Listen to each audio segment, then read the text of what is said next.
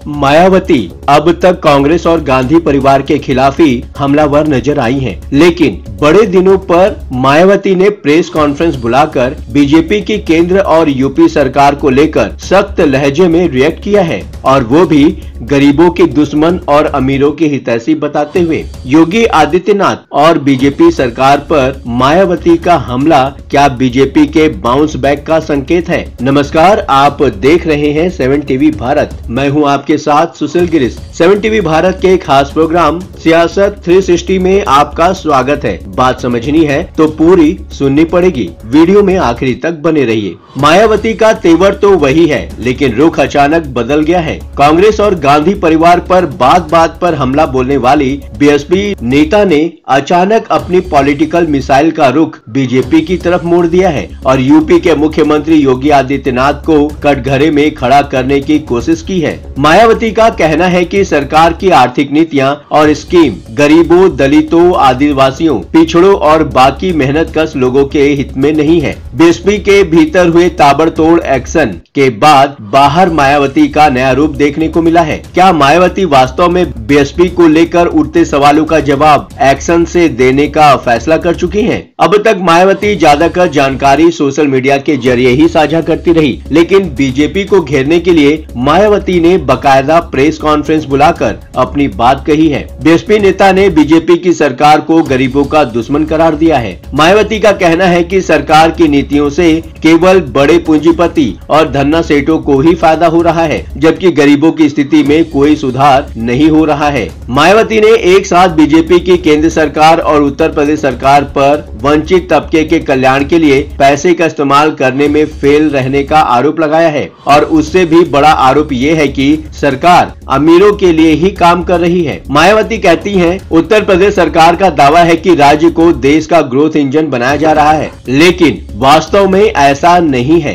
राज्य में शिक्षा, स्वास्थ्य, सड़क, बिजली और पानी जैसी बुनियादी सुविधाओं की कमी है, जिसका गरीबों की जिंदगी पर सीधा और बुरा असर हो रहा है। बीएसपी नेता ने मध्य प्रदेश सरकार के एक सीनियर मंत्री के बयान की भी निंदा की है। मायावती का कहना है कि उनकी टिप्पणी गरीबों के प्रति सरकार की हीन और संकीर्ण सोच दिखा रही है। मायावती की नाराजगी उस बयान से है जिसमें मंत्री का कहना था, सरकारी कल्याणकारी योजनाओं के लाभार्थी असल में भिखारियों की फौज जैसे हैं। क्या मायावती किसी नए प्लान पर काम कर रही हैं? मायावती के बयान के बाद सवाल ये उठ रहा है कि बीएसपी नेता ऐसी बातें क्यों कर रही हैं, जो अक्सर राहुल गांधी के मुंह से सुनने को मिलता रहा। सूट बूट की सरकार जैसा नारा देने वाले राहुल गांधी अब भी मौका मिलता है तो वो बोलते हैं। मशहूर कारोबारियों गौतम अडानी और मुकेश अंबानी का नाम लेकर प्रधानमंत्री नरेंद्र मोदी और केंद्र की बीजेपी सरकार पर टूट पड़ते हैं। हाल ही में अपने संसदीय क्षेत्र रायबरेली पहुंचे राहुल गांधी ने खास तौर पर मायावती का नाम लिया था और बीएसपी की राजनीति और चुनाव लड़ने के तौर तरीकों पर सवाल उठाया था। राहुल गांधी ने पहले भी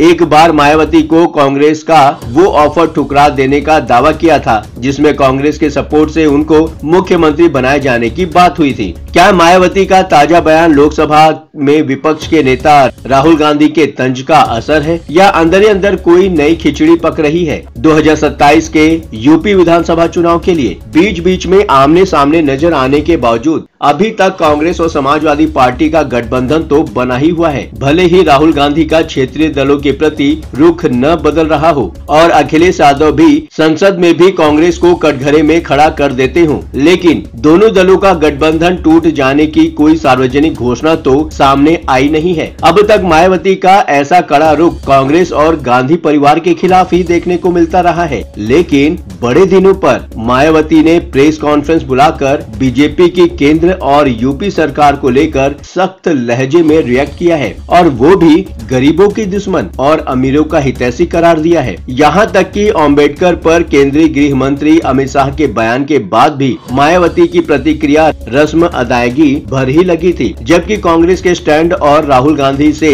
नाराजगी के बावजूद विपक्ष के तमाम नेता एकजुट नजर आ रहे थे। अम्बेडकर पर अमित शाह के खिलाफ मुहिम राहुल गांधी ने ही शुरू की थी और उस मुद्दे पर भी मायावती ने बीजेपी से ज्यादा तीखा लहजा कांग्रेस और गांधी परिवार के लिए दिखाया था। कुछ तो बात है, वरना यूं ही कोई ऐसी बातें नहीं होती। क्या काशीराम के बहुजन आंदोलन को बढ़ाने की कवायद है? हाल ही में मायावती ने बीएसपी के अंदर फटाफट एक के बाद एक कई एक्शन लिए हैं और अशोक सिद्धार्थ से शुरू होकर मामला आकाश आनंद और भाई आनंद कुमार तक पहुंच गया है। ऐसा लगता है जैसे मायावती ने सब नगीना सांसद चंद्रशेखर आजाद के बढ़ते प्रभाव को देखते हुए किया हो, क्योंकि मायावती पर बहुजन आंदोलन से भटक जाने का आरोप लगने लगा है। बीजेपी और उसकी सरकारों को घेरने के साथ ही मायावती ने बीएसपी शासन की उपलब्धियां भी गिनाई हैं। कहती हैं, हमारी सरकार ने सामाजिक परिवर्तन और आर्थिक सशक्तिकरण लाने के लिए जमीनी स्तर पर काम किया। वर्तमान प्रशासन के विपरीत हमने ग्रामीण क्षेत्रों में 17 आवश्यक सुविधाएं प्रदान करने के लिए पर्याप्त धनराशि सुनिश्चित की,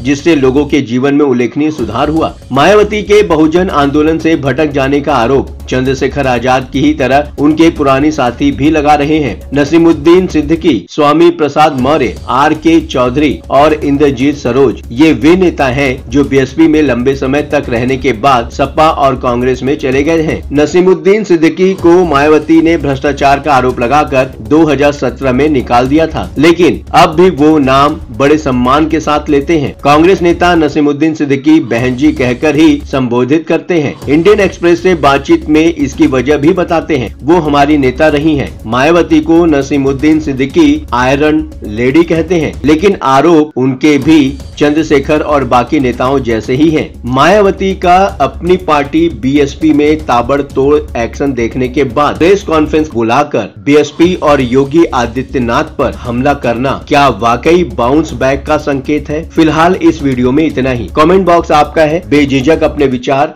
कमेंट बॉक्स में शेयर करें। हाँ, चलते चलते आपको यह बात भी बताना जरूरी है कि 7 टीवी भारत अपने दर्शकों की राय और सुविधाओं के लिए हमेशा खुला है। अगर आपके पास कोई महत्वपूर्ण खबरें, अहम घटना, सामाजिक मुद्दा या फिर कोई ब्रेकिंग अपडेट हो तो वीडियो में दिए गए नंबर पर व्हाट्सएप द्वारा आप हमसे संपर्क कर सकते हैं। आपके विचार, आपके सुझाव का स्वागत है। अब आपकी बात नहीं रहेगी अनसुनी। ये प्लेटफॉर्म है आपका, आपकी आवाज को बुलंद करने का। वीडियो पसंद आया हो तो वीडियो को लाइक करें, साथ ही चैनल को सब्सक्राइब करके 7 टीवी भारत के परिवार का हिस्सा बने। लगातार खबरों के लिए बने रहिए 7 टीवी भारत के साथ।